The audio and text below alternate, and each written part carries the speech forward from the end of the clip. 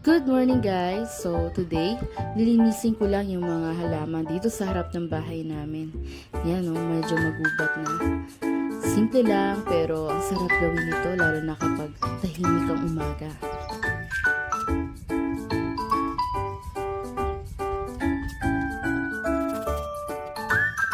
Grabe, ang dami na talagang mga tuyong dahon.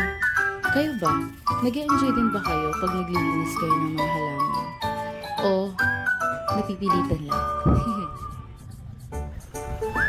Minsan, ini-imagine ko, kung marunong lang magsalita tong mga halaman na to, siguro ang dami din nilang kwento.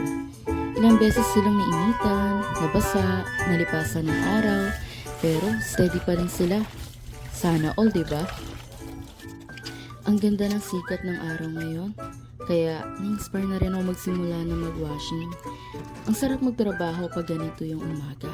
Maliwanag, presko, at parang ang gaan-gaan lang ng paligid. Ang perfect timing dahil ang ganda ng araw, mabilis pa itong matutuyo. Guys, sobrang napagod ako sa mga ginawa ko kanina, kaya ayan, magbubuko break muna ako. Kayo ba? Ano ang go-to inumin nyo kapag pagod kayo sa mga gawaing bahay? Ang sarap talaga pag fresh buko. Team buko ba kayo? Or mas bet nyo ang iced coffee? Ayan, tapos na ang morning routine ko.